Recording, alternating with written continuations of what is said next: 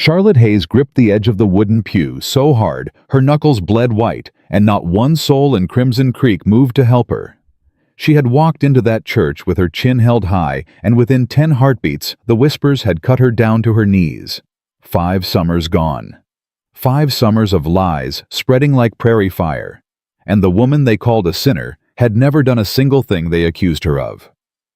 Then the church door swung open, and the most dangerous cowboy in the territory walked straight toward her pew. Before this story goes any further, please subscribe to the channel and follow Charlotte's journey all the way to the end. And drop a comment below telling me what city you're watching from today. I love seeing how far these stories travel. Now let's step back into Crimson Creek. Charlotte Hayes pressed her palm flat against the prayer book in her lap, and still her hands would not stop shaking. "That's her," someone whispered from the pew behind. "That's the Hayes girl. 5 years gone," another voice hissed. "And she has the nerve to walk back in here in a Sunday dress." "A Sunday dress." A woman gave a small, cruel laugh. "After what she's done." Charlotte did not turn her head. She did not blink. She kept her eyes on the cross above the pulpit, and she told herself the way she had told herself every morning for the last 3 weeks that she had done nothing wrong. "Mrs. Harmon," came the preacher's greeting at the front door. "Good to see you, Reverend." "Mr. Tate, morning, sir." "Morning." The door opened and closed, opened and closed. Every footstep on that pine floor reminded Charlotte that she had chosen the back row for a reason. She could hear the pew creak as a mother 2 rows ahead leaned over and murmured to her daughter, "Don't you look back at that woman. You hear me?" "Yes, Mama." Not once. Charlotte's throat burned. She had known it would be bad. She had sat up at her aunt's bedside the night before, turning the high collar of her dress in her fingers, and she had told Aunt Eleanor, whose breath came thin and shallow under the quilt, that she would go to church in the morning. She had promised. "You don't have to, child," Eleanor had whispered. "I have to, Aunt. They will be cruel to you. I know. Your mama would not want you hurt." "My mama is dead," Charlotte had said softly. "And if I don't go this Sunday, I will never go again. And I want to go, Aunt. I want to sit where she used to sit." That pew third from the back left side had been taken this morning by the Carter family. Emily Carter had looked up from her hymn book and met Charlotte's eyes the moment she stepped through the door, and a slow, terrible smile had spread across Emily's mouth. Charlotte had turned and walked to the last pew instead, and now she sat alone while the whole town of Crimson Creek filled up the rows in front of her. "She was in Dodge, I heard." "No, Abilene. It don't matter where. It matters what she was doing." "They say she was with outlaws." "They say she was worse than that." A child's voice, high and innocent. "Mama, what did the lady do?" "Hush, hush now." Charlotte closed her eyes. A drop of something wet slid down her cheek before she could catch it, and she wiped it away with the back of her glove so quickly that she almost tore the stitching at her wrist. She would not cry, not here, not in front of them. The organ began. Then the door opened one last time. There was a change in the room. It was not a sound exactly, it was the opposite of sound. The whispering at the front stopped first, then the whispering in the middle, and by the time Charlotte lifted her chin, the only thing she could hear was the quiet scrape of a man's boots on the floor. "Lord have mercy," a woman breathed. That's Ethan Callahan. He hasn't been in this church in 6 years. He ain't here to pray, I can tell you that." Charlotte did not look back. She did not dare. She kept her eyes forward, and she felt rather than saw the long shadow that stretched up the aisle toward her. The boot stopped beside her pew. "Miss Hayes." His voice was low and it carried. Charlotte turned her head a quarter inch. "Mr. Callahan." "This seat taken." She could hear the whole town holding its breath. She could hear Emily Carter's hymn book shut with a soft, furious snap 3 rows ahead. Charlotte folded her hands. "No, sir." Ethan Callahan tipped his hat to her, slow, deliberate, and lowered himself onto the bench at her side. He was a big man, and the pew creaked under him, and he set his hat on his knee, with the brim turned up the way a gentleman might. He did not look at the preacher. He did not look at the crowd. He looked straight ahead at the cross, and he said nothing at all. A man behind them made a small, furious noise in his throat. "Callahan," a voice hissed. "Callahan, you move yourself." Ethan did not move. "You know what she is." Ethan's jaw tightened. "Just that." "You sit there," the voice went on, "and you are telling this whole congregation, I reckon," Ethan said without turning around, "that the Lord will tell this congregation what he wants them to hear. And I reckon he won't be needing your help to do it." Someone gasped. The preacher at the pulpit cleared his throat very loudly. "Brothers and sisters, let us stand for the first hymn." The congregation rose. Charlotte stood with them slower than the rest, her knees trembling under her skirt. Beside her, Ethan rose too, and she felt his sleeve brush against her shoulder, and it was the first human kindness she had felt in 3 weeks. She bit the inside of her cheek until she tasted copper. She would not cry. Not in front of them. The service ended the way it began, with Charlotte Hayes walking alone down a pine floor. Ethan had stood when she stood, let her pass first, and followed her out at a distance, the way a man might follow a woman he did not know, so that no one could say anything more than what had already been said. The midsummer sun hit Charlotte like a slap the moment she stepped outside. The whole churchyard was waiting men, with their thumbs hooked in their belts, women with their bonnets pulled forward against the light. Nobody spoke to her. Nobody nodded. A little boy waved, and his mother caught his hand and pulled it down, and Charlotte pretended not to see it. Emily Carter was waiting too, of course. Emily stood at the bottom of the church steps with her parasol on her shoulder, and she smiled as Charlotte came down. "Charlotte? Charlotte Hayes. Look at you. All grown up." "Good morning, Emily." "You came back." "I came back to see my aunt." Emily tilted her head. "And how is Miss Eleanor? I hear she's poorly." "She's resting." "Resting?" Emily's smile did not move. "Well, I do hope she has peace at the end. A woman ought to have peace when she's watched what she's watched." Charlotte's hand tightened on her prayer book. "Excuse me," she said quietly. "Oh, Charlotte, honey, don't run off. I only meant it must be hard on her, to have you home, after everything." "After what, Emily?" "Well," Emily's eyes lit up bright as cut glass. "You know." "I don't." "Don't you?" "Say it then." A small crowd had gathered now. Nobody wanted to miss it. Emily's smile sharpened. "I only meant the things people say. About where you've been. About what you did. To that poor Callahan boy especially. After your father—" "My father is buried," Charlotte said. "I know, dear. Say his name with respect, or don't say it." "Oh." Emily laid a hand over her heart. "Oh, Charlotte, I would never. I only meant— Miss Carter." Ethan's voice came from the top step. Emily's smile cracked just a hair. "Mr. Callahan, I believe the lady said, excuse me. I heard what you was only." Ethan came down the steps slow and steady, and he did not stop until he was at Charlotte's shoulder. The crowd took a small step back, as if a gun had been drawn. Ethan never touched her. He just stood there. "Miss Hayes," he said, "may I walk you to your wagon?" Charlotte's throat would not open. She nodded. "Ma'am?" Ethan tipped his hat to Emily Carter. "You have a blessed afternoon now." He did not wait for a reply. Charlotte walked and Ethan walked beside her, and the churchyard parted around them without a sound. They were at the wagon now, at the far end of the lot, where the dust settled thick in the summer heat. Charlotte kept her eyes on the harness in her hands. She could not look at him. "You didn't have to do that." "I know I didn't." "I don't need—" She stopped. She breathed. She tried again. I am not asking to be rescued, Mr. Callahan." "I wasn't rescuing." "Then what were you doing?" "Sitting in church." She made a sound that was almost a laugh, and it hurt her chest. "In the back pew." "Best pew in the house." Callahan. Ma'am. They are going to talk about you now. Ethan's mouth moved, not quite a smile. They've been talking about me for 6 years, Miss Hayes. Don't reckon one more Sunday is going to do me in. It's different when it's with me. Yes, ma'am, I know. She looked up at him then.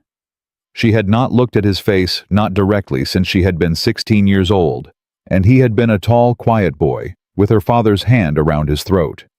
He was older now, and there was gray at his temple that had not been there before, and his eyes were the same. Her hands began to shake again. "Ethan," she whispered. "Miss Hayes, do you—" She could not finish it. "Do you believe what they say? About me?" "No, ma'am. You don't know where I've been. Don't need to. You don't know what I've done. Miss Hayes." He took off his hat slowly and held it against his chest. "I knew you when you was 12 years old. I knew your mama. I knew what kind of blood is in you. And whatever they are saying in that churchyard, I reckon I'll trust the blood over the mouths." Charlotte's eyes filled. She looked down fast. "Don't be kind to me, Mr. Callahan." "Ma'am, I cannot bear it. Please, not today." Ethan was quiet for a long moment. She heard the leather of his glove creak as his hand closed around his hat. "Yes, ma'am," he said. He helped her up onto the wagon bench without another word. He did not take her hand. He offered his arm, and she used it, and he stepped back and touched his hat again, and stood there in the dust while she lifted the reins. "Mr. Callahan, ma'am, why did you sit beside me?" Ethan looked up at her. The sun was behind him. "Because somebody ought to have," he said. And Charlotte Hayes drove home with her back straight and her hands steady on the reins until she was out of sight of the town, and then only then she let the first sob come. "You went." Aunt Eleanor's voice was a thread of itself. She was propped up on 3 pillows, her hair long and white down her shoulders, and her eyes were the only part of her that still looked young. "I went, Aunt." "Was it bad?" "It was bad." "Come here, child." Charlotte sat on the edge of the bed and took the old woman's hand. The bones were light as sparrow bones. "Tell me." "Aunt, tell me." So Charlotte told her. She told her about the pew and the whispers and Emily Carter on the church step, and the way the little boy's mother had pulled his hand down. She told her about her father's name and how she had said it out loud in the churchyard for the first time in 5 years, and how the word had tasted like rust in her mouth. She did not tell her about Ethan Callahan. Not at first. Aunt Eleanor watched her face. "Child." "Yes, Aunt." "What are you keeping from me?" "Nothing." "Charlotte Ann Hayes." Charlotte's shoulders dropped. "Ethan Callahan sat beside me." Eleanor was still. Then very slowly the old woman smiled. It was the first time she had smiled in days. Did he now? "In the back pew." "In the back pew." Eleanor's eyes were wet. "Oh, child." "Aunt." "He was always a good boy. He walked me to the wagon." "Did he?" He said—" "What did he say?" Charlotte pressed her hand to her mouth. "He said somebody ought to have." Eleanor's fingers closed on Charlotte's wrist with a strength the old woman should not have had left. "Listen to me now." "Yes, Aunt." "That town is going to eat you alive, Charlotte. You know that. You knew it when you came back." "I know. They will say things about that man now, too. Worse things. Because of you." "I know. He knows it, too." "Aunt." "He walked into that church knowing it." Eleanor's voice cracked. "Child, do you understand what he did for you?" Charlotte did not answer. She could not. Eleanor pulled her hand away and laid it back on the quilt and closed her eyes. "You be careful, girl," she whispered. "You be careful with that man. He has already paid once for loving a Hayes woman. Don't you make him pay again." Ethan Callahan rode home that afternoon the long way through the high grass past the creek where the cottonwoods leaned. His ranch hand was waiting at the gate when he came up the road. "Boss?" "Jim?" "Heard about church." Fast news? Town's already talking. Let them. Boss. Ethan swung down. Jim, don't. A man named Harlan Carter was at the feed store an hour ago, saying things. What kind of things?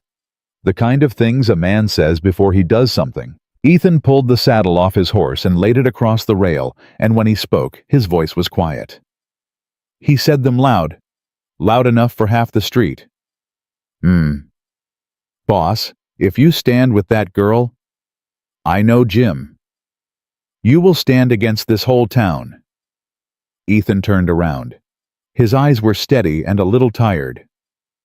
Then I reckon, he said, I will stand against this whole town. He walked toward the house and Jim took off his hat and held it in both hands and looked after his boss the way a man looks at somebody he has known a long time and has only just understood. Inside the house, Ethan set his hat on the table and stood a long moment with his hands flat against the pine. He closed his eyes. He could still hear it, the sound of that pew creaking under him, and the small, almost soundless breath Charlotte had let out when he sat down. 6 years he had stayed out of that church. 6 years he had kept his head down and his mouth shut and let the town of Crimson Creek decide what kind of man he was. One Sunday. That was all it had taken. One Sunday, and he had undone all of it. He opened his eyes. He was not sorry. The first stone came through the kitchen window at sunrise on Monday. Charlotte was standing at the stove with a kettle in her hand when the glass shattered and she dropped the kettle on the floor, and the hot water hissed across the boards, and for a long second she could not move at all. Charlotte? Aunt Eleanor's voice called thin from the bedroom. Charlotte, child, what was that? Nothing, Aunt. Charlotte. Nothing. I broke a jar. She bent down and picked up the stone. It was the size of a man's fist, wrapped in a scrap of brown paper, and somebody had written 2 words on the paper in a heavy, angry hand. Go home. Charlotte's throat closed. Charlotte Ann. I'm coming, Aunt. She pushed the stone into the pocket of her apron and stepped over the wet boards and went into the bedroom, and she sat down on the edge of the bed with a smile pasted on her mouth the way her mother had taught her to do. I broke the blue jar, she said, the one with the chip in the lip. Eleanor's pale eyes searched her face. Liar, the old woman whispered. Aunt. Show me your hands. Aunt, please. Show me. Charlotte held out her hands. They were shaking. Eleanor closed her eyes for a long moment. What did it say? Aunt. What did the note say, Charlotte? It said go home. This is my home. I know, Aunt. This was my sister's home before it was mine. You were born in the back room of this house. Do you hear me? I hear you. You are home, child. Charlotte's chin trembled. She pressed her lips together hard, and she nodded, and she stood up before her aunt could see her cry. I have to get the medicine this morning, she said. Dr. Hadley said Monday. Charlotte, I'll be back before noon. Take the side road. Aunt, I am not going to sneak. Take the side road, girl, for me. Charlotte paused at the doorway. She looked back at the small, brave old woman in the bed, and she could not say no. Yes, Aunt, she whispered. And Charlotte. Yes.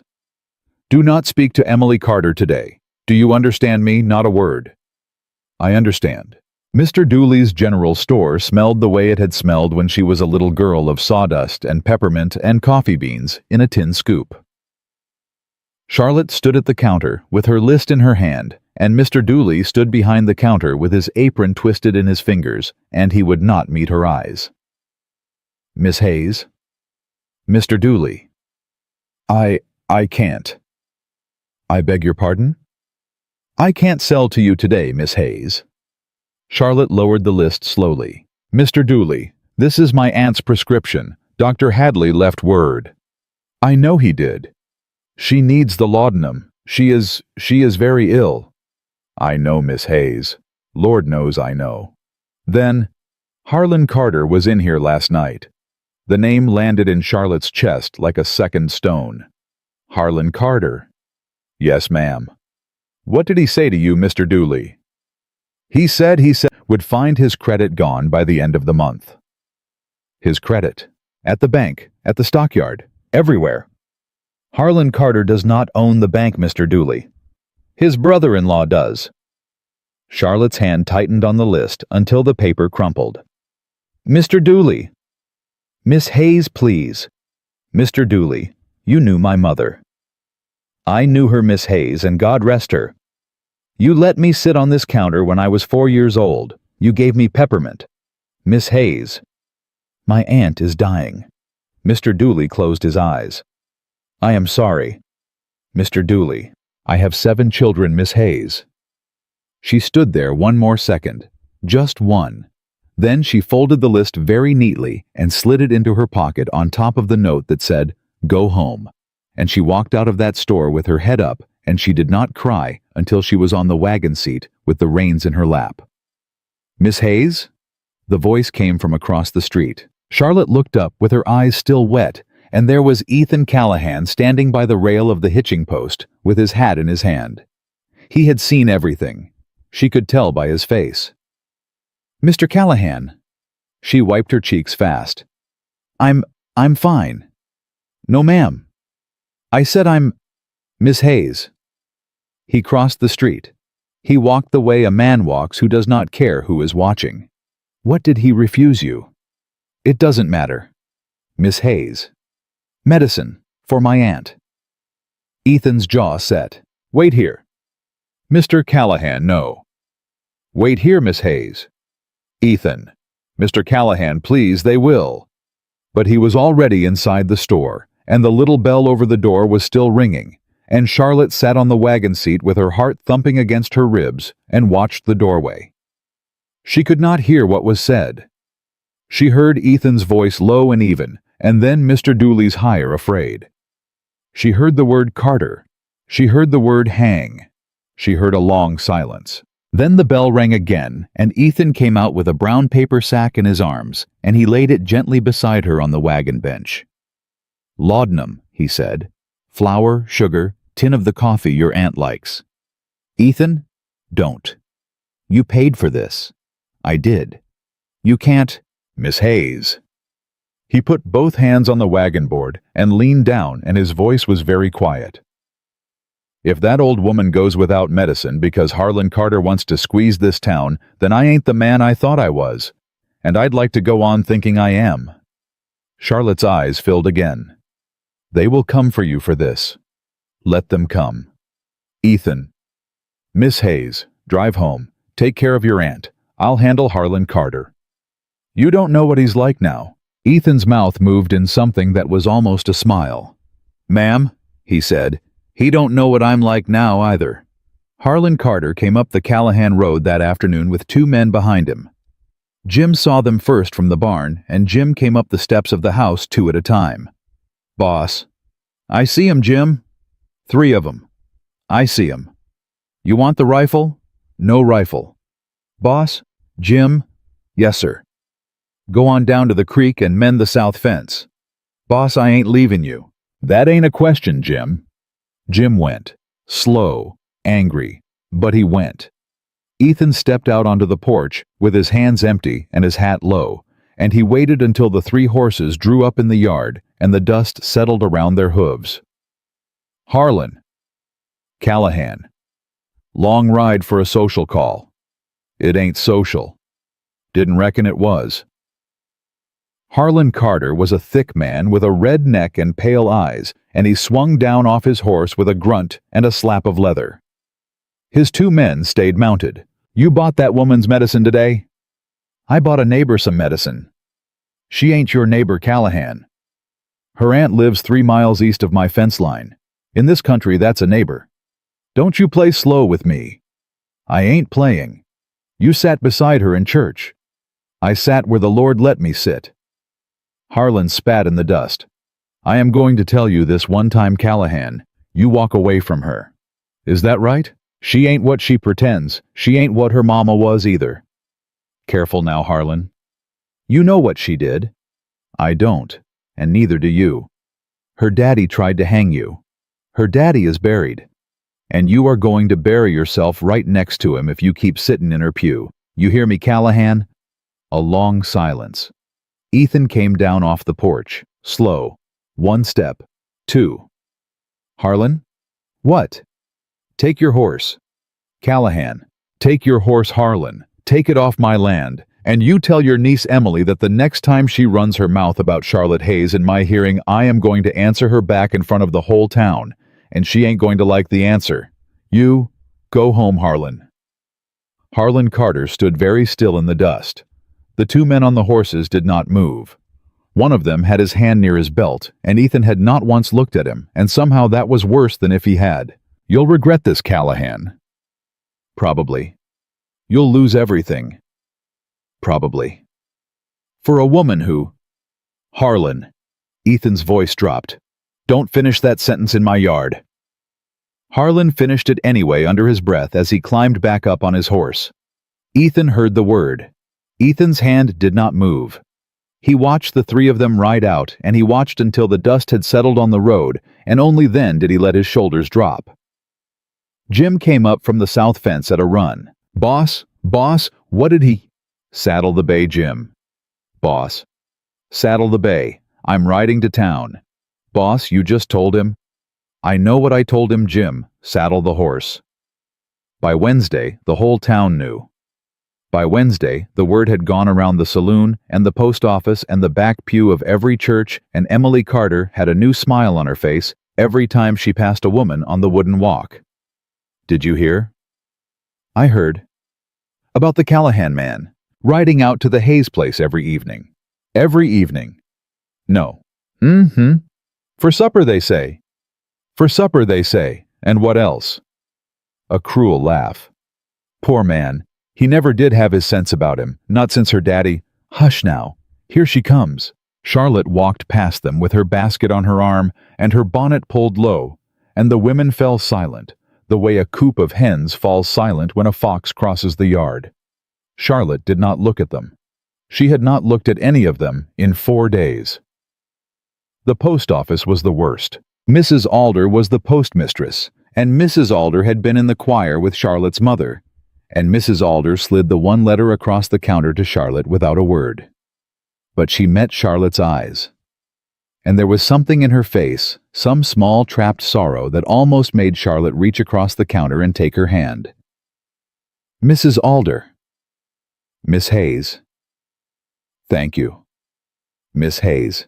There was— The old woman glanced at the door. There was a second letter. A second. "For you. Last week." "I didn't receive it." "No, Miss Hayes, I know you didn't." Charlotte's breath stopped. "What do you mean?" "Someone took it from the bag, Miss Hayes, before it got to my counter." "Who?" "I don't know." "Mrs. Alder." "I don't know, child, I swear it. I only know that the bag came in on Thursday, and that letter was listed on the driver's manifest, and by the time I opened the bag, it was not inside." "Who was here that day?" "A lot of people." "Mrs. Alder. Emily Carter was one of them." Charlotte's hand closed so tight on the counter edge that she felt a splinter drive under her thumb.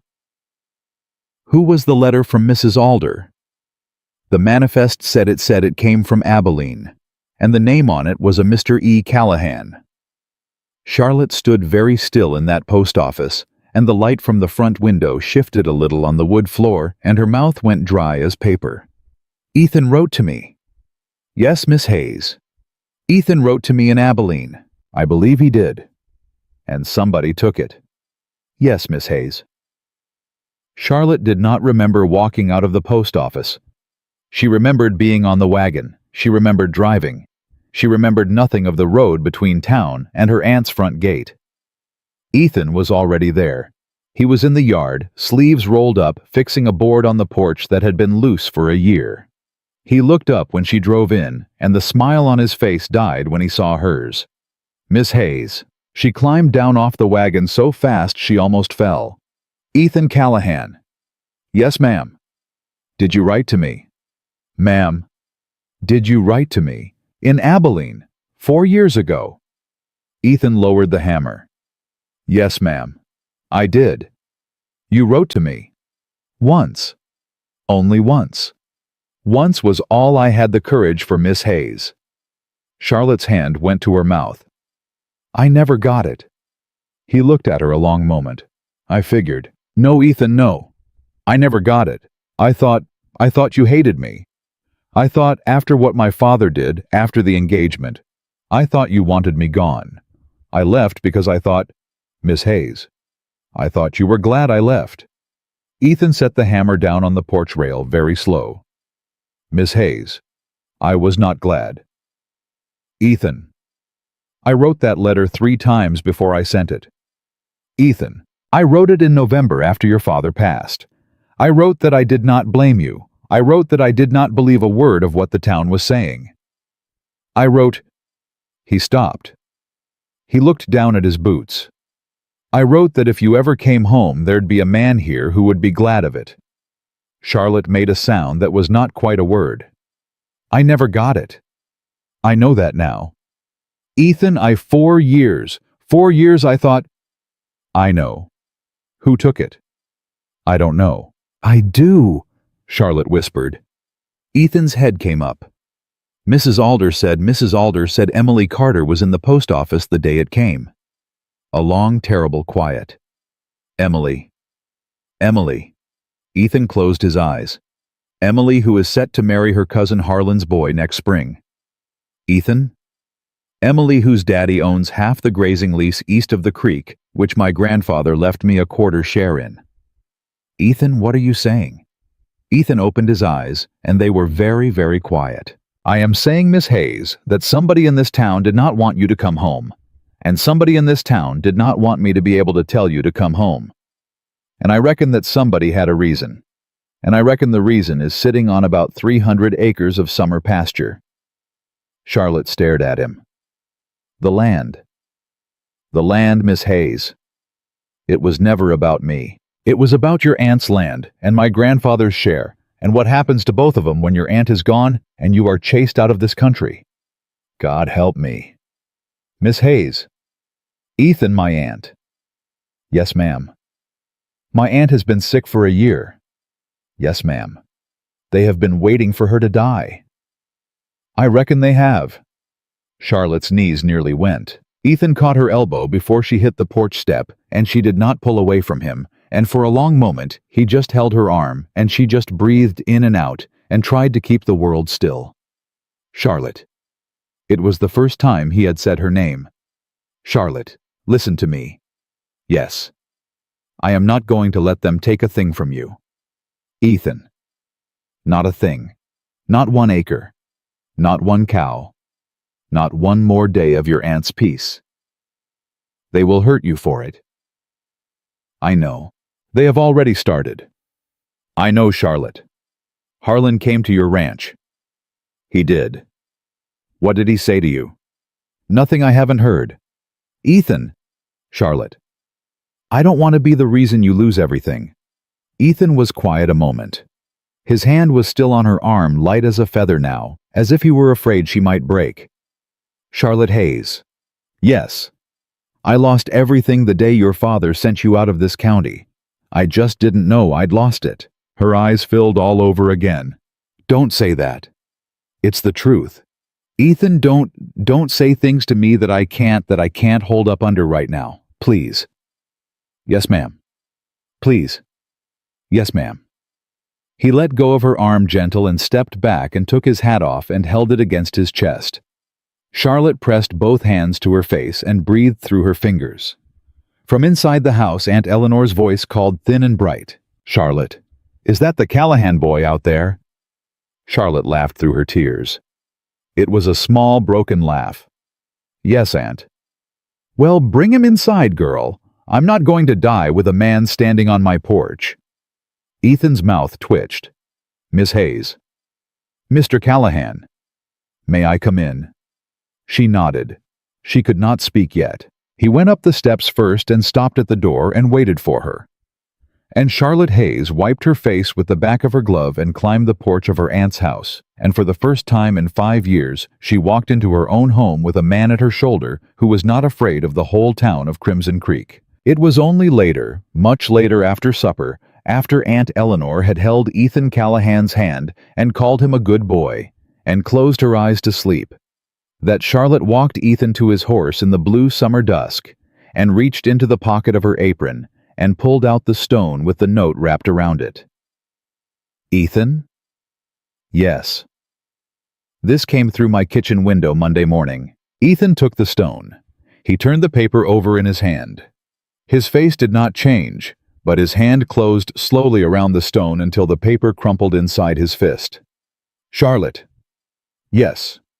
Go inside. Lock the door. Ethan. Lock it, Charlotte. And tomorrow. Tomorrow what? Tomorrow you do not go into town without me. Ethan. Charlotte, please. She looked up at him in the blue half-light, and she nodded once, and she went inside. She bolted the door behind her. She leaned her forehead against the wood, and she heard him out in the yard mount his horse, and she heard him sit there a long moment before he rode away. He was watching the house. She could feel him watching it. Out on the road, Ethan Callahan opened his fist and looked again at the two words on the paper, and then he looked at the stone, and then he put both of them in the pocket over his heart and turned his horse toward home. He did not go home. He rode past his own gate without stopping, and he rode down the long, pale road toward the lights of Crimson Creek, and the moon came up behind him the color of old bone. The saloon door swung open at 10:30, and every man at the bar turned around. Ethan Callahan walked in with the stone in his hand. Harlan. Harlan Carter was in the back corner with 3 men and a bottle, and he looked up with the slow red smile of a man 3 drinks in. Callahan. Well, twice in 1 week. Stand up. Sit down, Callahan. Have a drink. Stand up, Harlan. The saloon went quiet. The piano stopped. The man behind the bar set his rag down and reached very slow for the shelf underneath. Ethan walked across the floor with his boots loud on the pine, and he stopped 3 feet from Harlan's table, and he opened his fist and let the stone drop on the wood. It hit with a crack that made 2 of the men flinch. What's that? Harlan said. That came through Charlotte Hayes's kitchen window Monday morning. Did it? With a note on it. Imagine that. Harlan. I don't know nothing about a stone, Callahan. I didn't ask if you did. Then why? I am telling you, Harlan. I am telling you right now in front of these men, in front of Mr. Pike behind that bar, in front of the Lord Almighty. If another stone comes through that woman's window, or a torch comes up her road, or 1 hair on that old woman's head gets touched, I will come find you. And I will not be polite about it. Harlan's smile was thin now. You are threatening me, Callahan. No, sir, I am promising you. In front of witnesses.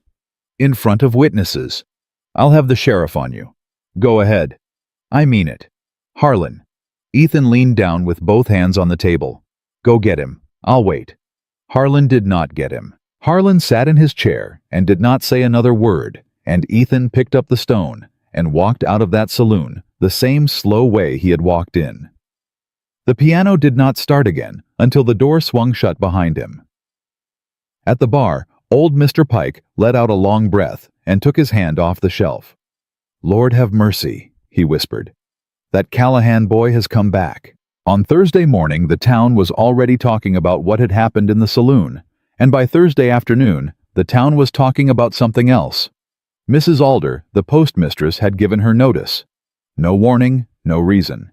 She had simply hung her bonnet on the hook behind the counter, locked the drawer, and walked home. And by supper, it was whispered all up and down the main street of Crimson Creek that Emily Carter's daddy had paid Mrs. Alder a quiet visit the night before. She was the only one who'd talk.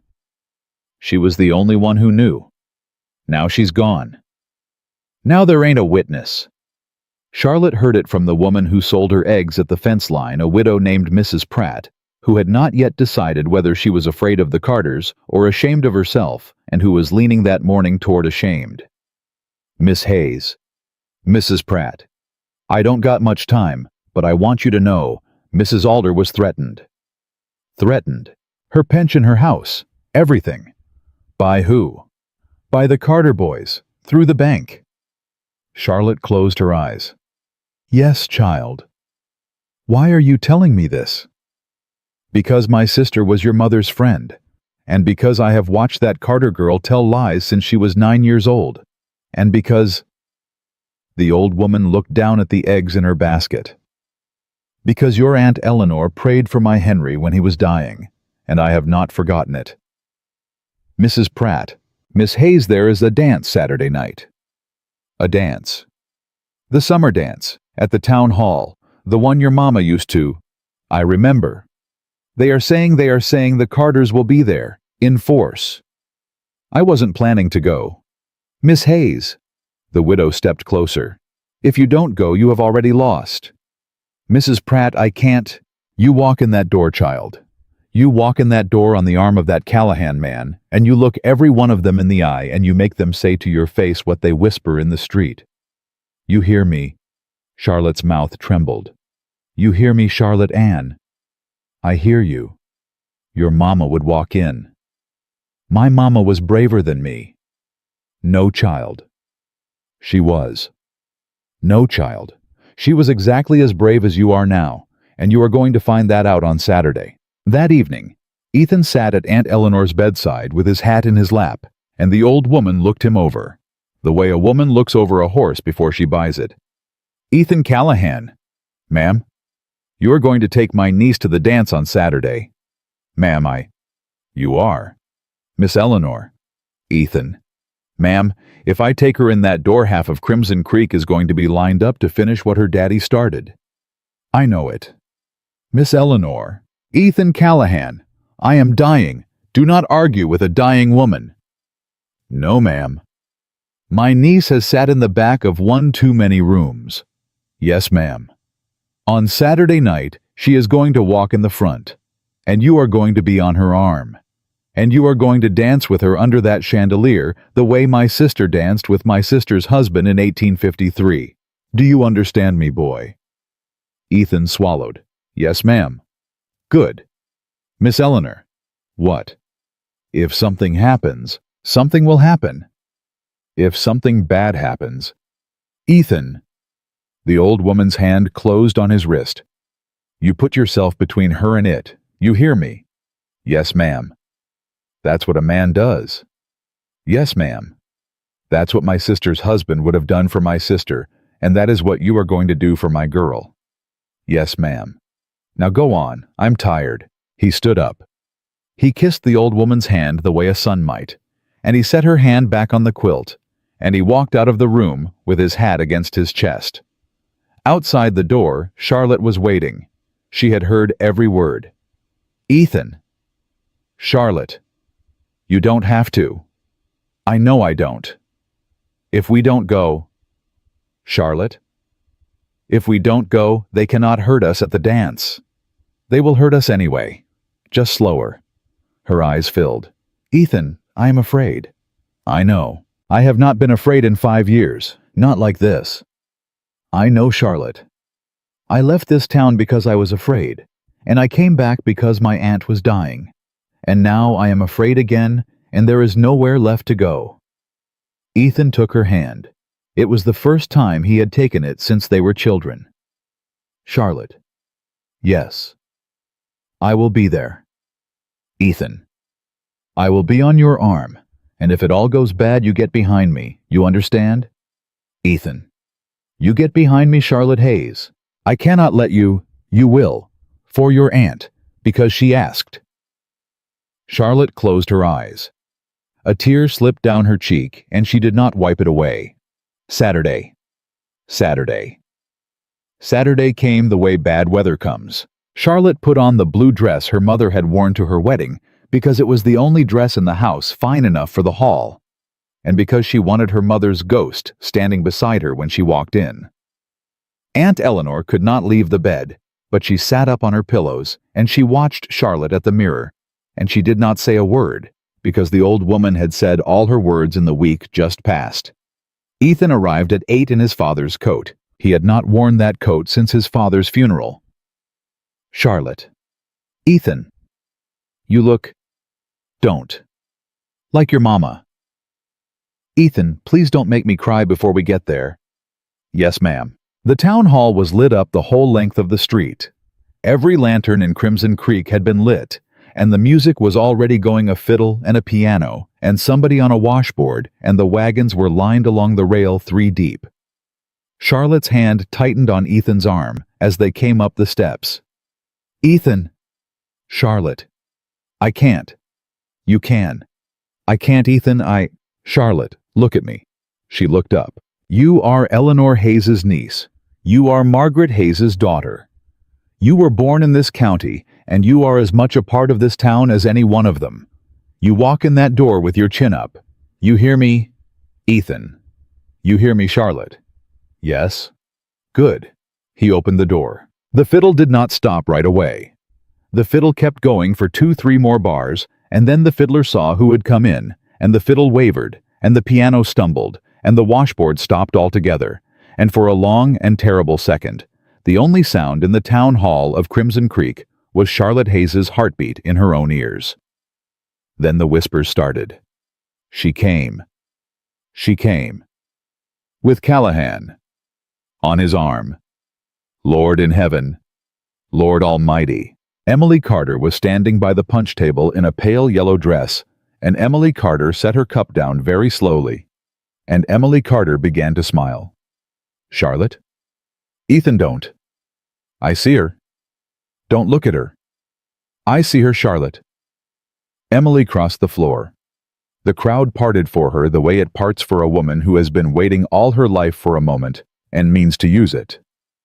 Charlotte Hayes, in your mama's dress. Emily. How bold of you. Emily, I did not come here to what? To fight with you.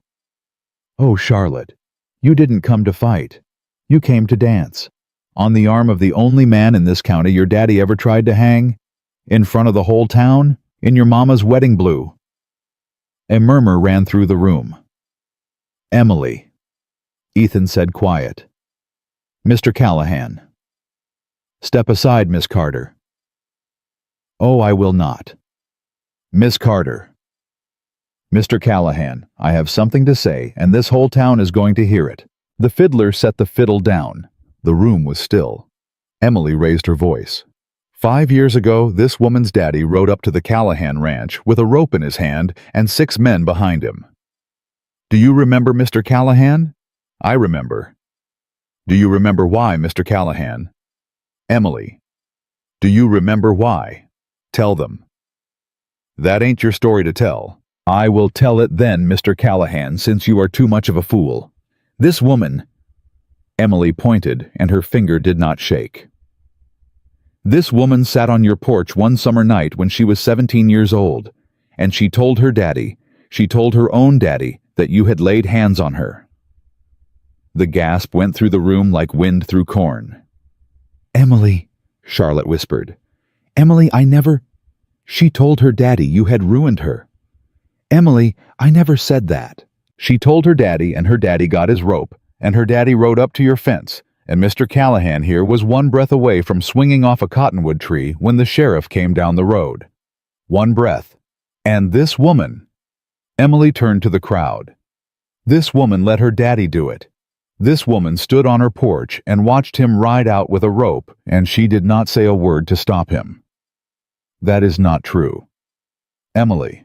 And then she ran, to Abilene, to Dodge, to wherever she ran, and now her daddy is dead and her aunt is dying, and she has come home to sink her claws into the one man fool enough to forgive her, and you are all going to stand here and let her. Emily, stop. Look at her in that blue dress. Emily. Look at her. A man's voice from the back of the hall. Thick. Drunk. String her up. It was a joke. It was half a joke. It was not funny. Now hold on. 5 years too late. Her daddy tried to hang an innocent man. Maybe the family owes a debt. The crowd shifted. Not much. A few inches. But every man in that hall shifted his weight toward the front, and every woman in that hall took a step back, and Charlotte felt it, the way a rabbit feels the shadow of a hawk. Ethan, she whispered, get behind me. Ethan. Behind me, Charlotte. Ethan stepped forward. He stepped in front of her. He set his right hand flat against her waist and moved her a half step back, and he did not take his eyes off the crowd. And when he spoke, his voice was not loud, but it carried to the farthest corner of that hall. The first man who takes another step toward this woman is going to answer to me. Silence. I said what I said. The drunk at the back opened his mouth, and the man next to him put a hand on his arm, and the drunk shut up. Emily Carter.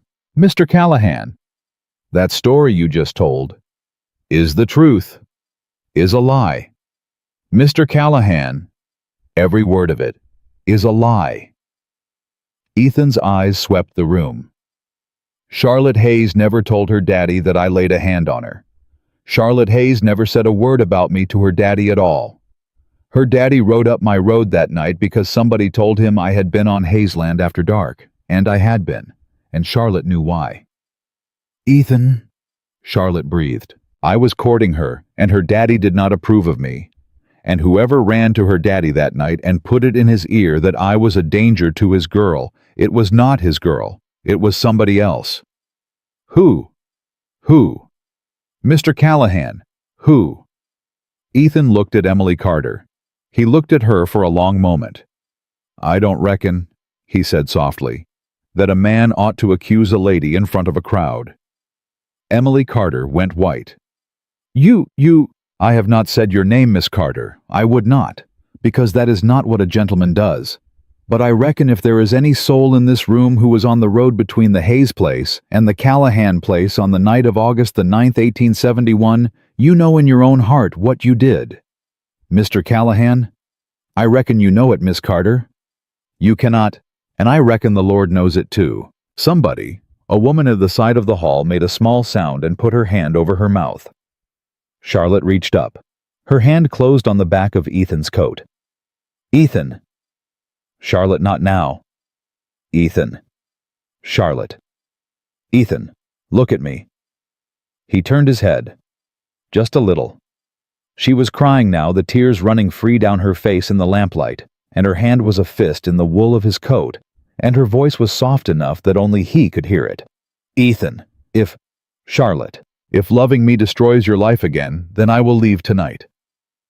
Ethan's jaw locked. Charlotte Hayes. I will. I will walk out this door, and I will go to Aunt Eleanor, and I will be with her until she goes, and then I will get on a train, and I will never come back to this town. I will not take you down with me. Not twice. Not ever. Charlotte. I can't, Ethan. I can't be the thing that ruins you twice. Ethan turned all the way around. He put both his hands on her shoulders. The whole town of Crimson Creek was watching, and he did not care, and he did not lower his voice this time. Charlotte Ann Hayes, you listen to me. Ethan, I would rather lose this town than lose you twice. The hall did not breathe. I would rather lose this ranch and this land and every last acre my grandfather left me than watch you walk out that door alone one more time. Ethan, I let you leave once, Charlotte.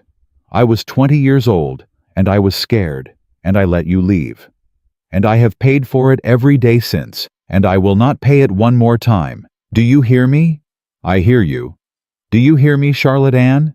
I hear you, Ethan. Then stand beside me. Yes. Say it. Yes, Ethan. Now.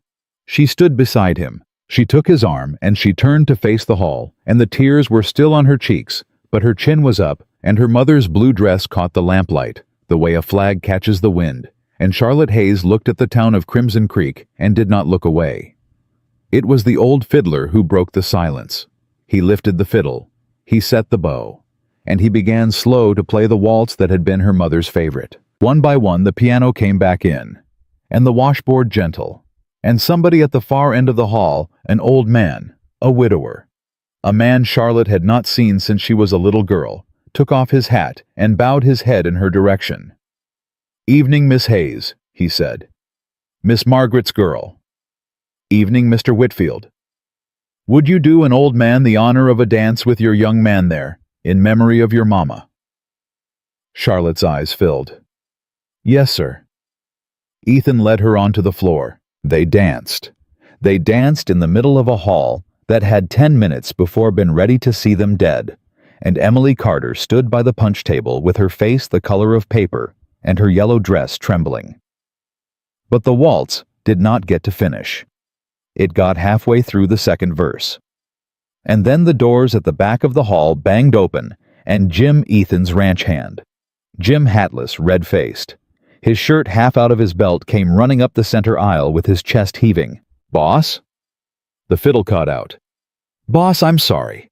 I'm sorry, Miss Hayes." Jim. "What?" "Boss, it's the Hayes place." Charlotte's hand went cold on Ethan's arm. "What about it?" Jim. "Jim, what about my aunt's house?" Jim took his hat off. He held it against his chest. He could not look at Charlotte. "There's smoke, Miss Hayes." Jim. "There's smoke coming off the ridge. I rode past on my way into town, and I seen it off the east pasture. Rising up black, ma'am. Real black." Charlotte did not speak. She did not scream, and she did not cry. She only turned very slowly in her mother's blue dress toward the open door of the hall, and she ran. Charlotte ran out of the town hall in her mother's blue dress with the lamplight at her back, and she did not stop for the steps, and she did not stop for the wagons, and she did not stop for Ethan Callahan calling her name. "Charlotte! Aunt Eleanor!" "Charlotte, wait! Aunt Eleanor is in that house, Ethan." "Charlotte, stop! She can't walk, Ethan. She can't." "Charlotte!" He caught her by the arm at the hitching rail. He caught her hard. She whirled on him with her eyes wild. "Let go of me." "Charlotte, listen. Let go.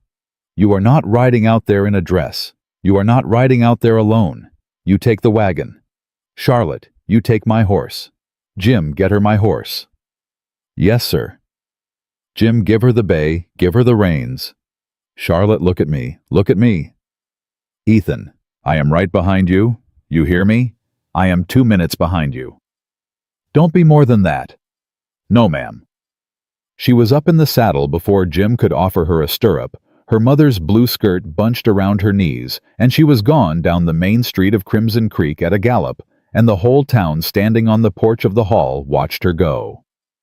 Ethan turned on Jim. "The men." "Already sent a rider, boss." "Who?" "Tom. Tom's halfway to the ranch." "Good man, Jim." "Boss, Get the sheriff." "The sheriff ain't." "Jim, get the sheriff. I don't care where he is. I don't care if you have to pull him out of his bed or out of his whiskey. You bring him to the Hayes place. You bring him tonight." "Yes, sir." Ethan swung up on the second horse Jim had brought, and he was down the street after Charlotte before the townspeople on the hall steps had thought to close their mouths. In the doorway of the hall, Emily Carter stood in her pale yellow dress and watched the dust settle. Her father, old Mr. Carter, came up beside her and put his hand on her arm. "Emily." "Daddy." "Emily, what did you do?" "Nothing, Daddy." "Emily Louise, what did you do?" "I didn't, Daddy. I didn't do anything to that house." "Emily, was it your brother?" Emily did not answer. Her father closed his eyes. "Lord have mercy," he whispered. "Lord have mercy on all of us." Charlotte smelled the smoke a mile out. She could see the glow above the ridge before she even crested the road, and the bay horse under her was lathered and snorting, and she drove him on with her heels and her hands and her whole heart. Come on, boy, come on." She came over the ridge, and her breath stopped. The house was standing. The house was standing. It was the barn that was burning, the barn and the smokehouse and the near end of the hay shed, the house itself, her mother's house, Aunt Eleanor's house. The house where she had been born was still on its foundation, with its windows dark and its door shut, and Charlotte sobbed once loud and threw herself off the horse before it had stopped moving. "Aunt Eleanor! Aunt!" She hit the porch running. She slammed her shoulder into the door. She fell through into the front room. "Aunt!" "Charlotte!" The old woman's voice. Thin, alive. Charlotte ran to the bedroom. Aunt Eleanor was sitting up in her bed with her white hair loose on her shoulders and a loaded pistol in her lap. "Aunt, child. Aunt the barn. I know. Are you? I am fine. Come here. Come here, child. Come here." Charlotte fell on her knees beside the bed. She was shaking so hard she could not hold her aunt's hand. "You have a gun. Your grandfather's gun." "Aunt, I heard them come up the road, Charlotte. I heard the horses. I was awake." "Who was it?" "Two men." "Aunt, they did not come to the house, child. Listen to me. They went to the barn. They threw their torch and they ran." "You saw them?" "I saw one of them clear in the lantern light before he ran." "Aunt, Charlotte, I saw Harlan Carter's boy." Charlotte closed her eyes. "Emily's cousin. Emily's cousin, the older one, with the bad eye." "Aunt, they meant to burn us out, child." "They meant to kill you." "Perhaps." "Aunt." "Charlotte, listen to me, listen. Before he comes." "Before who comes?" "Your young man. Listen, there is not time." The old woman's hand closed on Charlotte's wrist with a strength Charlotte had not felt in a year. "Under the bed." "Aunt, under the bed, child. The tin box. Get it." Charlotte dropped to her knees and dragged a dented metal box out from under the bed frame. It was tied with twine. The twine was dusty. "Open it." "Aunt." "Open it, Charlotte." Charlotte untied the twine. She lifted the lid. Inside was a bundle of letters, tied with ribbon, and a smaller packet wrapped in oilcloth, and a folded document on yellow paper. "What is?" "The letters are from your father. From to me, the last year of his life. Read the one on top, Charlotte. Just the one on top. There isn't time for the rest." Charlotte pulled the top letter out with hands that shook. She unfolded it. Her father's handwriting. She had not seen it in 6 years. She read. She read it twice. "Aunt?" "Yes, child." "Aunt, I know." "Aunt, this says my father was dying. He was dying, Charlotte. The doctor in St. Louis had told him in the spring of that year. He never told me. He never told anyone. He told me because I was his wife's sister, and because he was losing his mind toward the end and needed somebody. Aunt, he was sick, child. He was not in his right mind that night he rode out with the rope. Aunt, he loved you. He loved you, Charlotte. He was terrified of dying and leaving you alone in this country with no protection. And when somebody told him a cowboy had been on his land at night with his daughter. Emily. Read the second paragraph." Charlotte read. Her eyes filled. "Aunt?" "Yes. He writes that the Carter girl came to our porch the afternoon before, that she told him she had seen Ethan with me, that she told him Ethan had, yes. She lied to him. She lied to a dying man, Charlotte. She put a rope in his hand. Why? The land, child. Your father's land and my land adjoin the Callahan grazing. Your father without his right mind and a young Callahan hanged for a crime the two families would have been ruined. And who do you think would have bought the land at auction the next spring? The Carters. The Carters. Charlotte sat back on her heels in her mother's blue dress with her father's letter in her hand, and she understood for the first time in 5 years that she had not been running from her father. Her father had never hated her. Her father had been a dying man holding a rope because a girl on his porch had told him a beautiful, careful, murderous lie. Aunt? Yes, child. He wrote to me. No, Charlotte. He could not, child. By November he could not hold a pen. I wrote the letter to you in Abilene for him. Do you remember the one that told you he had passed? I remember. I wrote what he had asked me to write, that he loved you, that he was sorry, that you were to come home. That letter said only that he had died. Then somebody cut the second page off, Charlotte. The room went very still. Who had that letter before me? It went through the town post. Who was in the post office? Child, who do you think? Charlotte pressed her fist to her mouth. Emily. Emily. Outside, hooves on the road. Fast. That's him, Charlotte whispered. Go to him, child. Aunt? Go.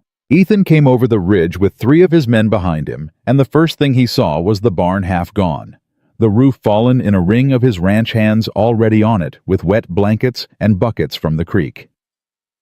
The second thing he saw was Charlotte on the front porch of her aunt's house in her mother's blue dress, alive, and holding a piece of paper. He nearly fell off the horse getting down. Charlotte. She's alive. Oh, thank God. Ethan. She's alive, Ethan. He crushed her against his chest. He did not mean to. He forgot to be a gentleman about it. He held her with both arms, and she held him back, and he felt her shaking through the blue wool of the dress. Charlotte? Ethan, it was Harlan Carter's boy. Where? In the barn. She saw him. My aunt saw him with her own eyes in the lantern light. Charlotte? And Ethan. Yes. My father did not hate me. Charlotte. My father never hated me. It was Emily. Ethan, it was Emily all along.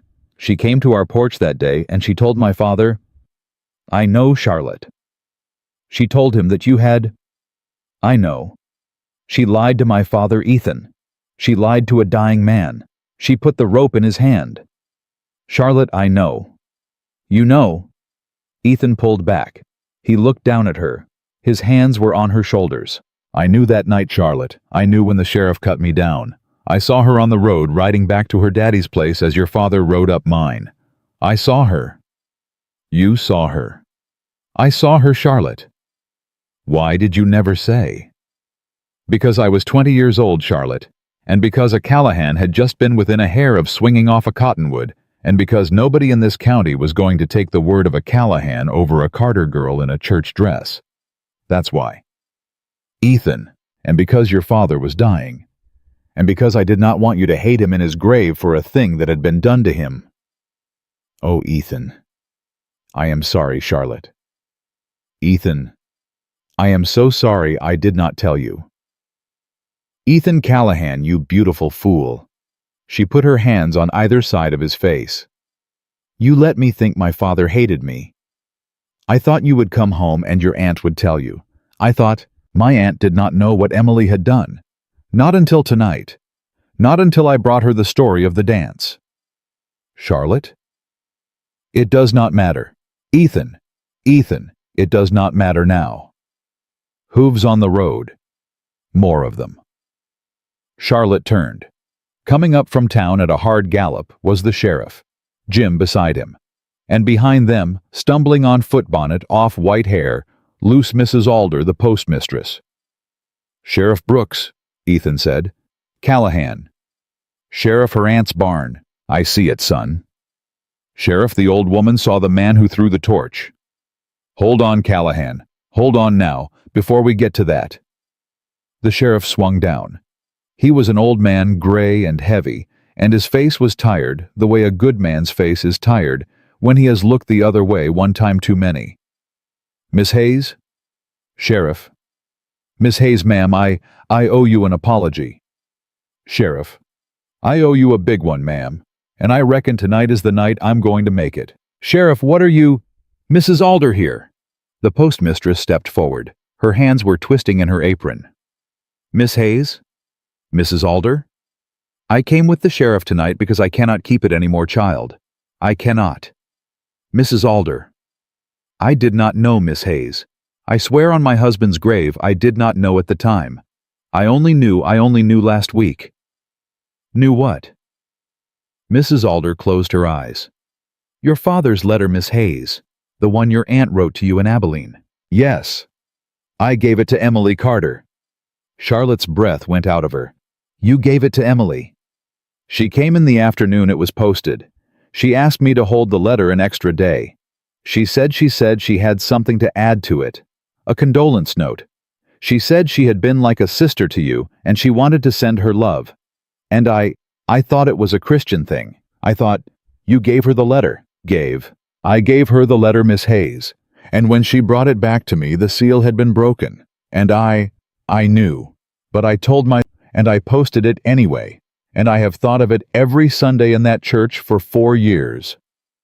Charlotte could not speak. She cut a page out of it, Miss Hayes. I know she did. The page that said your father loved you. I know. I am so sorry, Miss Hayes. I am so sorry, child. Sheriff Brooks cleared his throat. Miss Hayes? Sheriff. Mrs. Alder came to me with this 2 nights ago, after Harlan Carter had her pension threatened at the bank. She came to me and she told me what she has just told you. And I went to the bank yesterday morning, and I looked at who owns the paper on the note behind Harlan Carter's threat. Who? Charlotte. The sheriff looked down at his hat.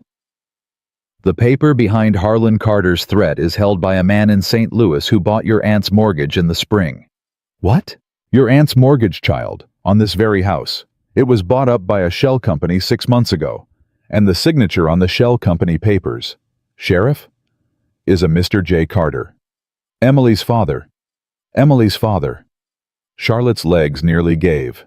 Ethan caught her. Ethan. I got you, Charlotte. Ethan, they own our mortgage. Not for long, Charlotte. Ethan. Not 1 day longer, Charlotte Hayes, I swear to you. Sheriff Brooks raised his voice. Jim. Yes, sir. Ride to town. Wake up Judge Pritchard. Tell him I want a warrant for Harlan Carter for his nephew Matthew Carter and for Miss Emily Carter on charges of arson, fraud, intimidation of a federal postmistress, and Callahan you. Listening? Yes, Sheriff. And for the charge of perjury by conspiracy in the matter of the hanging attempt on the Callahan Ranch in the summer of 1871. Ethan's chest went still. Sheriff. Son. After 5 years. After 5 years, Callahan. You had to live with it 5 years. That is my shame, not yours. I let that family run this county while I drank my coffee in my office and pretended I did not see. And I am an old man Callahan, and I am going to spend what is left of me setting that part straight. And I am starting tonight. Sheriff. Jim, ride. Yes, sir. Jim rode. By dawn, Harlan Carter was in a cell. By dawn, his nephew Matthew was in the cell next to him, with soot on his sleeves and a burn on his hand. By dawn, Emily Carter was sitting in the sheriff's front room with her pale yellow dress crumpled and her hair coming down, and the sheriff's wife was pouring her a cup of water, because Sheriff Brooks had said a lady did not go to a cell on a Saturday night, not even a lady who had done what Emily had done. And by dawn, just before the sun came up over the ridge, Aunt Eleanor called Charlotte to her bedside one last time. Charlotte. Aunt. Come here, child. Aunt, the doctor is coming. The doctor is... Charlotte. Aunt. Child, I am going. No. I am going, Charlotte. Don't make me lie about it. I have been holding on for a long time, and I only had one thing left to see, and I have seen it. Aunt, please. I saw him stand in front of you. Aunt. In the doorway. I saw him when you came in with his arm around you. I saw him, child. Yes, Aunt. That is what I waited for.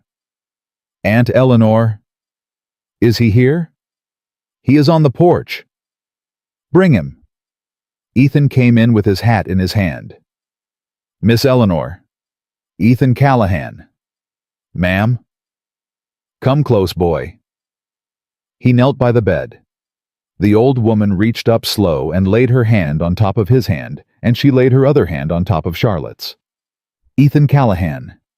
Yes, ma'am. Marry this girl. Aunt, Charlotte whispered. Don't you hush me, Charlotte Ann.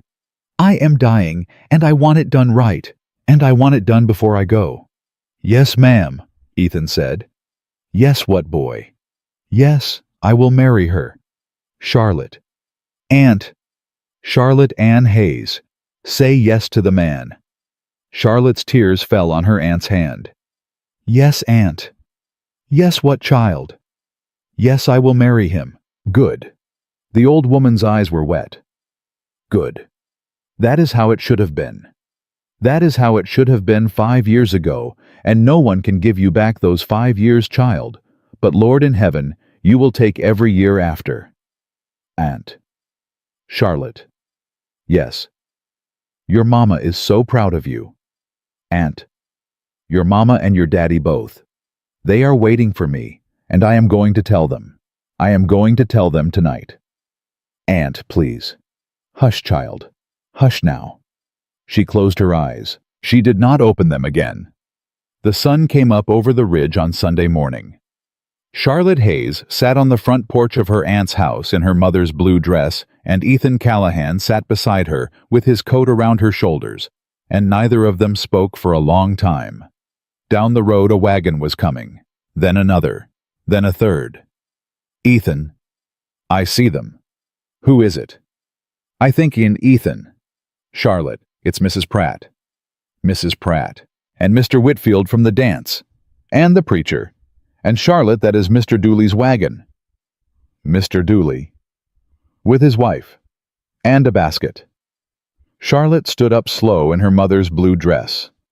Mrs. Pratt climbed down from the first wagon with a covered dish in her hands, and she did not say a word. She climbed the porch steps, and she set the dish on the rail, and she put her old arms around Charlotte Hayes, and she held her for a long time. Your aunt, child. She is gone, Mrs. Pratt. I know. We knew when we saw the house. Mrs. Pratt. Child, we have been wrong, all of us. We have been wrong a long time, and we cannot give her back to you. But we are here. The preacher came up the steps next. He took his hat off. He did not look Charlotte in the eye at first. Then he made himself. Miss Hayes. Reverend. Miss Hayes, I have a great deal to answer for. Reverend. I let a story be told in my church that I should not have let be told. And I am sorry, child. Reverend. I will preach her burial, Miss Hayes, if you will have me. I will have you, Reverend. Mr. Dooley came up last, his wife on his arm, the basket between them. Miss Hayes. Mr. Dooley. Miss Hayes, It's all right, Mr. Dooley. No, ma'am, it is not all right. Mr. Dooley. I sold out my own soul for a line of credit at the bank, Miss Hayes, and I did it to your mama's girl, and I will carry that to my grave. Mr. Dooley. Ma'am, whatever you need, for your aunt, for the burial, for the house. Whatever you need from my store for the rest of your days, ma'am, there is no bill. Do you hear me? Mr. Dooley, you have children. I have 7 children, Miss Hayes, and I am going to teach all 7 of them tonight what a coward their father was on a Monday morning in July, and what kind of man he is going to be from this morning on. Charlotte's eyes filled. Thank you, Mr. Dooley. Miss Hayes. The town of Crimson Creek buried Eleanor Hayes on a Tuesday afternoon in the middle of the summer heat, and the church was full from the front pew to the back, and nobody whispered, and nobody turned their face. Charlotte sat in the front row in black with Ethan Callahan on her right hand and Mrs. Pratt on her left. The preacher read the words, and when he was done, he looked up at the congregation of Crimson Creek, and he cleared his throat, and he said something he had not written down. Brothers and sisters, there is a woman in the front pew of this church today who was sat in the back pew of this church 3 weeks ago, and not one of us stood up for her. Not me, not you, not the man sitting next to you.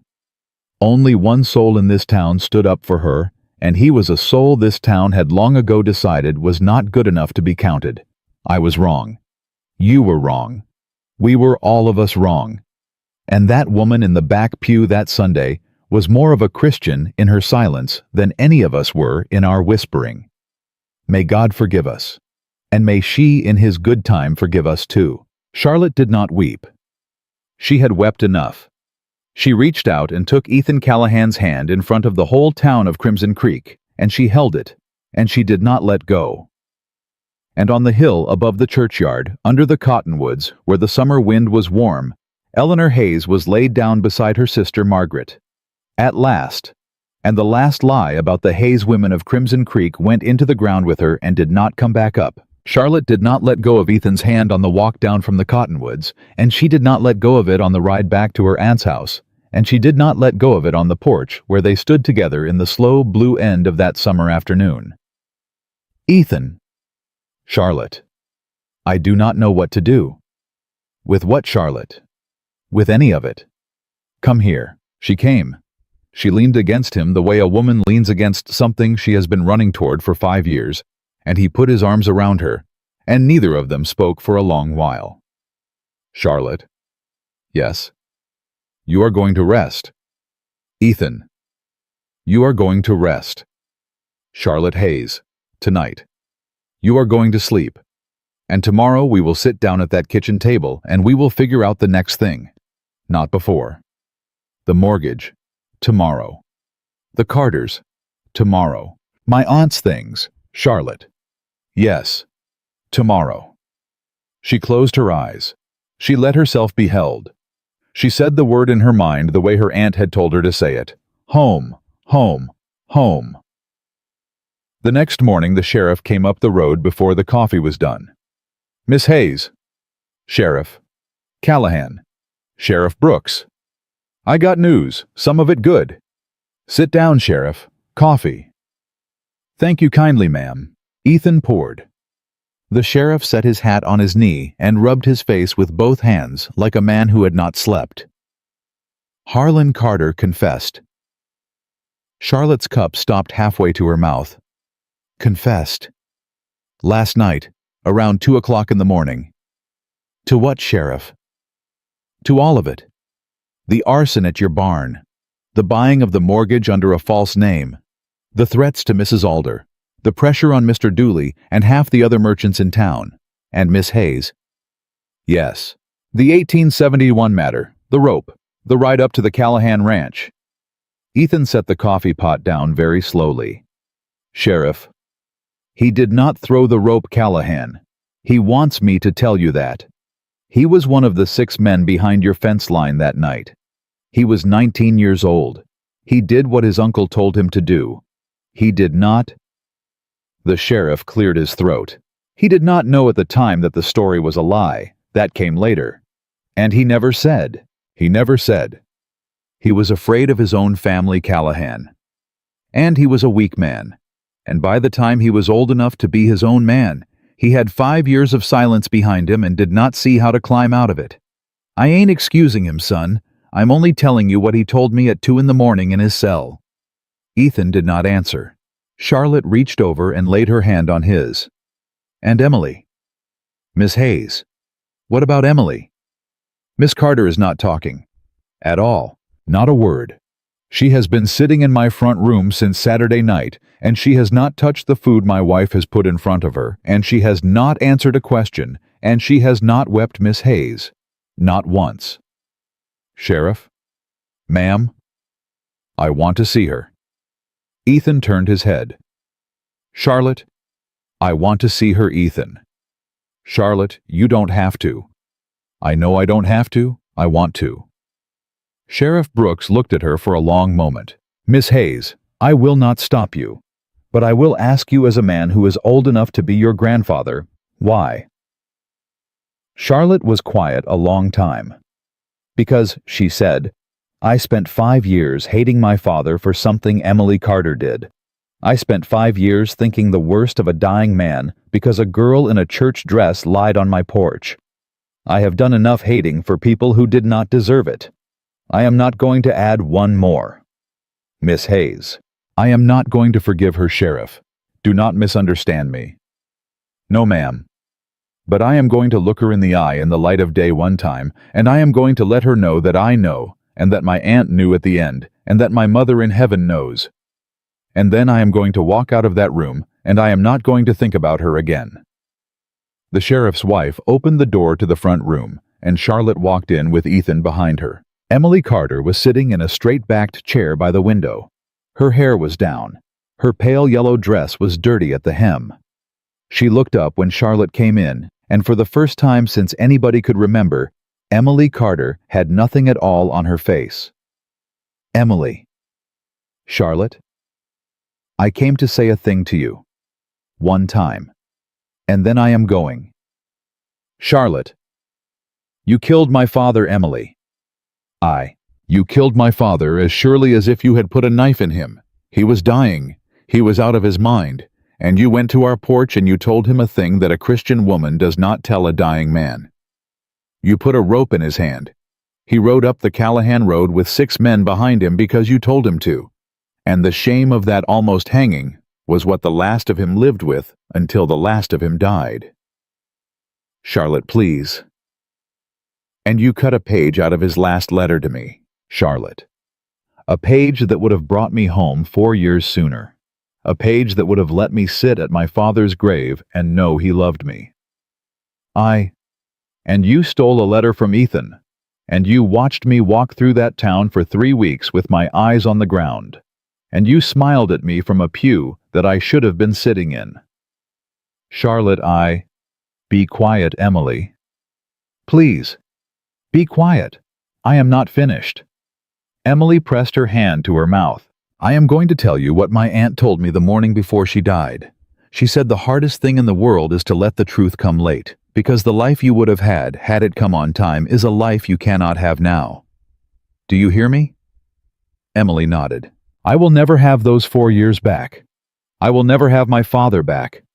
I will never have my aunt back. I will never have the woman I would have been had I not been chased out of this town at 17. That woman is gone. You killed her, Emily. Charlotte. But I am going to tell you a thing. Yes. I am not going to lie awake about you. Emily's chin trembled. I am not going to lie awake about you. I am not going to carry you with me. I am not going to let you have 1 more hour of my life than you have already taken. You are going to sit in that jail, and then you are going to walk out of it one day. And you are going to have to be Emily Carter for the rest of your days. And I reckon that is a punishment a judge cannot give you, and I reckon that is enough. Charlotte. Goodbye, Emily. Charlotte, wait. Goodbye. Charlotte turned and walked out of the front room of the sheriff's house, and she did not look back, and Ethan walked out behind her, and the door closed, and Emily Carter put her head down on her knees and wept for the first time in 5 years. They stood in the yard outside the sheriff's house. Charlotte was shaking a little. Ethan put his hands on her arms. Charlotte. Yes, that was the hardest thing I ever saw a person do. Ethan. I am proud of you, Charlotte Hayes. Ethan, take me home. Yes, ma'am. Take me home. He took her home. The wedding was in September. They waited until the heat had broken, until the cottonwoods had begun to turn, because Charlotte said her aunt had loved the early fall, and had always said that was the honest season, the one where the land stopped pretending. The preacher married them in the little white church on the hill. The same church that had whispered Charlotte down to the back pew in June. The same pew. Charlotte asked for it on purpose. She walked down the aisle in her mother's blue dress, the same one brushed clean and mended at the hem, and she stood at the front of the church and said her vows in a clear, strong voice that carried all the way to the last row, and the last row was full. The preacher asked the question, Do you, Charlotte Ann Hayes, take this man? I do. Do you, Ethan Jameson Callahan, take this woman? I do. Reverend, I have been taking her since I was 20 years old. The church laughed. It was the first time that church had laughed at a wedding in years, and Charlotte laughed with them, and the sound of her own laugh in that room was the sound of a thing coming back to life. Mrs. Pratt cried in the second pew. Mr. Dooley cried in the third. Sheriff Brooks stood in the back row with his hat in his hands, and did not cry, but only because he had done his crying the week before quietly in his kitchen when Mrs. Alder had forgiven him. Jim stood up as Ethan's best man, and when the preacher said the words, I now pronounce you husband and wife, the old fiddler in the choir loft, without being asked, lifted his fiddle and began to play the waltz that had been Margaret Hayes's favorite. The same waltz that had played at the dance in July. The same one that had been interrupted by Jim's feet running up the center aisle with news of smoke. This time the waltz got to finish. Charlotte and Ethan walked down the aisle together, and the town of Crimson Creek stood up in both pews and threw rice on them all the way to the door, and a little girl at the front, a child. Charlotte did not know. A child who could not have been more than 6 years old reached out and touched the blue of Charlotte's dress as she passed. Mama, the little girl whispered. Mama, she is beautiful. Yes, child, the mother whispered back. Yes, she is. They lived the first year in the Callahan house. Ethan's house, his grandfather's house, had 3 good rooms and a stove and a view of the creek where the cottonwoods leaned, and Charlotte made curtains for the kitchen, and she hung Aunt's wedding cross above the mantel, and on cold mornings she stood barefoot on the pine floor and made coffee in her aunt's tin pot, and she was happy. But Charlotte Callahan, she was Callahan now, and it was strange for a long time to hear, it did not sit idle. She went to the schoolhouse that fall. It was a 1-room schoolhouse a mile east of town, and the schoolteacher was a young man from St. Louis who had been trying for 6 months to quit, and Charlotte walked in one morning in October and sat down in the back row and listened to him teach 12 children their multiplication. After class, she went up and introduced herself. "Miss Hayes?" "Callahan, ma'am. She's a Callahan now." "Mrs. Callahan, then. I was told. Forgive me." "You are going to quit, sir." "Ma'am. You are going to quit. I hear it in your voice. You do not want to be here, and these children know it." "Mrs. Callahan, I would like to take it over." The young man blinked at her. You would? I was educated in St. Louis for 4 years, sir, and in Abilene for a year after that. I can read Latin, and I can do sums, and I can teach a child to write a clean letter, and I would like this room, if the town will have me." "Mrs. Callahan." "Yes." "Ma'am, forgive me, the town. The town will have me. I am not afraid of the town anymore." "No, ma'am, I can see that you aren't." The town had. There was a meeting. There was a vote. Mrs. Pratt spoke up first, and the preacher spoke up second, and Mr. Dooley spoke up third. And when the vote was called, Charlotte Callahan was made the new teacher of the Crimson Creek School by a count that was not close. She taught there for 31 years. She taught the children of the town that had once whispered her out of its pew. She taught Mrs. Pratt's grandchildren and Mr. Dooley's youngest twins, and in 1883 she taught a pale, shy girl named Louisa Alder, the granddaughter of the old postmistress, and Louisa Alder grew up to be the postmistress of Crimson Creek herself. And in 1886, this is a thing Charlotte did not speak of for many years. A dark-haired boy of 14 came to the schoolhouse door with his cap in his hands and his eyes on the ground. "Ma'am?" "Yes, son." My mama said to ask if I could come to your class." "Who is your mama, son?" "Ma'am, she said." The boy's voice broke. "She said you would not want me here, once you heard her name." "Son." "Ma'am." "What is your name?" "Daniel, ma'am. Daniel Carter." Charlotte went very still. "And your mother is?" "Emily, ma'am." A long silence. "Come in, Daniel." "Ma'am?" "Come in. Take a seat. 3rd row next to the Pratt boy. You will be quiet, and you will be polite, and you will do your sums. And nobody in this school will say a word to you that is not kind, because I will not have it. Do you hear me?" "Yes, ma'am." "Welcome to my class, Daniel." "Thank you, Mrs. Callahan." She taught him for 4 years. She never once said to anyone, not Ethan, not Mrs. Pratt, not the boy himself, what it cost her the first month to mark his papers. But she marked them. And when Daniel Carter graduated her schoolroom in the spring of 1890, he was the finest writer of letters of any boy in that class, and he left Crimson Creek and went east to a university. And he wrote to his old teacher every Christmas for the rest of her life. And she wrote back. Ethan built the ranch. He built it the way his grandfather had planned it and never finished, because his grandfather had died too young and his father had died too tired. The Callahan place grew through the 80s quietly, steadily, the way a thing grows when a man knows what he is doing and has nothing to prove anymore. Ethan hired Jim as his foreman, and he hired Mr. Whitfield's grandsons as his hands, and in 1889 he hired a young cowboy up from Texas who had no people, and he gave the boy a bunk and 3 meals and a fair wage, and the boy stayed on the Callahan place for 40 years and called Ethan Sir until the day Ethan died. They had 3 children. A boy first in the spring of 1878. They named him James after Ethan's father. A girl in 1881. They named her Margaret Eleanor after both of Charlotte's lost mothers. Charlotte wept the day the child was born and held her against her chest for an hour and would not give her to the doctor to be weighed. A second boy in 1884. They named him Samuel after the sheriff, because Sheriff Brooks had stood up for them when nobody else had, and because the sheriff had died that winter, and Charlotte had wanted his name alive in her house. The children grew up on the Callahan Ranch. James took over the ranch in his time.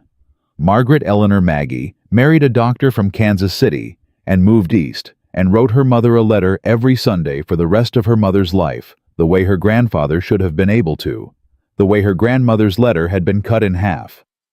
Samuel became a lawyer and came back to Crimson Creek and served as the county judge for 22 years, and there was not a family in that county, rich or poor, that could buy a judgment out of Samuel Callahan. Because Samuel Callahan had been raised by Charlotte Hayes, and he knew what a bought judgment could do to a girl in a back pew. Emily Carter served her sentence. She came out quiet. She came out old. She had a son by a man she did not name, and she raised the boy alone in a small house at the edge of town, and the town let her alone. The town did not forgive her exactly. But the town had learned in the business of Charlotte Hayes that it had been wrong once about a woman in a pew, and it did not want to be wrong again. So the town let Emily Carter live her quiet life, and when she died in 1902 of a chest complaint in the winter, there were 4 people at her funeral. Her son, the new preacher, Mrs. Pratt, who was nearly 90 by then and could barely stand but came anyway because Mrs. Pratt had said at Charlotte's aunt's funeral that she would not miss another burial in that town, and she had kept her word, and Charlotte came. She stood at the back of the little graveyard in a black dress and a black bonnet, and she did not say a word, and she laid a single white flower on the grave, and she walked home. Ethan asked her that night gentle why she had gone. Because Charlotte said she was a girl once, and she was a girl who did a terrible thing. And the terrible thing took from her more than it took from me in the end. And I did not want her to go into the ground with nobody there but the preacher. Charlotte, she is with my aunt now, Ethan. My aunt is going to settle it with her. I do not need to. Ethan put his arms around her. Charlotte Callahan, he whispered, you are a better soul than this country deserves. I had help, she said. I had an aunt, and I had a mother before that, and I had you. Ethan died in the winter of 1921.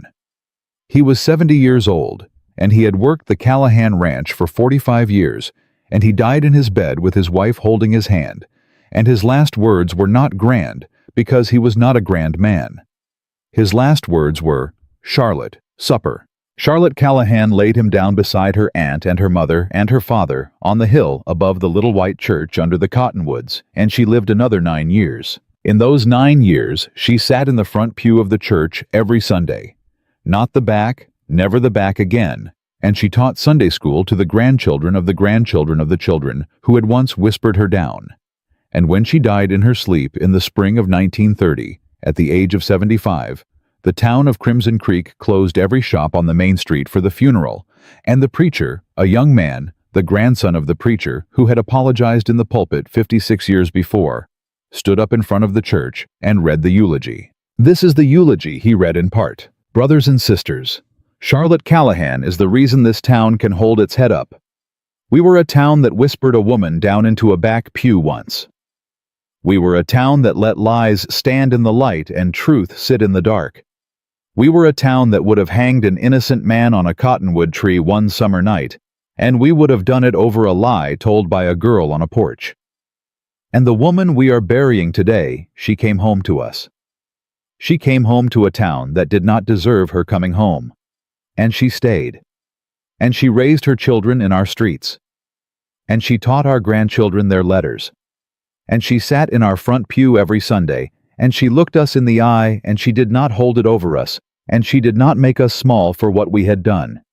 She forgave us by living a good life in front of us brothers and sisters, which is the only kind of forgiveness that matters. She did not leave us a scandal. She left us a legacy. And if there is any child here today who has ever been whispered about any girl in any back pew of any church in this county, I want you to hear me. I want you to hear me, child. What they whispered about Charlotte Hayes in the summer of 1874 was a lie. And what they whispered about her was burned off her in broad daylight. and the woman they whispered about became the woman this whole town buried its heart in. Truth comes late sometimes, but it comes. And love when it stands its ground, love when a good man sits down on a back pew beside a crying woman and does not get up. Love outlasts the lies. Every single time. Every last one. They buried her beside Ethan under the cottonwoods. The wind was warm. The church bell rang for her. It rang 31 times, one for every year she had taught school, because that was how they counted her in Crimson Creek. And when the last bell rang out over the ridge, and the sound of it was gone into the summer sky, the town of Crimson Creek stood in silence on the hill and remembered. They had whispered her down once. They had carried her up in the end. And in the back row of the little white church where Charlotte Hayes had once sat, alone in her mother's blue dress, while the town of Crimson Creek made up its mind about her, a young mother sat that Sunday with her little girl on her lap. And the little girl asked her mother who Charlotte Callahan had been. And the mother, a woman of about 30, a woman whose grandmother had been in the choir loft on the day of Charlotte's wedding, bent down and whispered the answer into her daughter's ear. She was a woman-child who came home. To this town. To this town. And they loved her mama. In the end, child. In the end, they loved her. And did she love them back, mama? The mother was quiet for a moment. Yes, baby, she said at last. She loved them back. She loved them back harder than they ever deserved. And that is why we sit in this church on a Sunday morning, child. That is the whole reason. Because of a woman who sat in this pew a long time ago and a cowboy who sat down beside her. What was the cowboy's name? Mama. Ethan Callahan, baby. And what was the woman's name? The mother smiled. She kissed her daughter's hair. Charlotte, she whispered. Her name was Charlotte Hayes, and she was the bravest woman this town has ever known. And she is the reason you are safe in this pew today. Do not ever forget it. I won't, Mama. Promise me, child. I promise. And that little girl did not forget, and her daughter did not forget. And the story of Charlotte Hayes, the woman who cried in the back of the church while they whispered, and the cowboy who sat down beside her, was told in the town of Crimson Creek for 100 years after, not as a scandal, but as a truth, and not as a warning, but as a gift. Because truth may arrive late in this world, and love may pay a heavy price to stand its ground. But when a good woman comes home to a town that does not deserve her, and when a good man sits down beside her in the back pew on a summer Sunday and refuses to get up, the whole world changes. Quietly. For good. Forever. And nothing the whisperers do can ever take it back.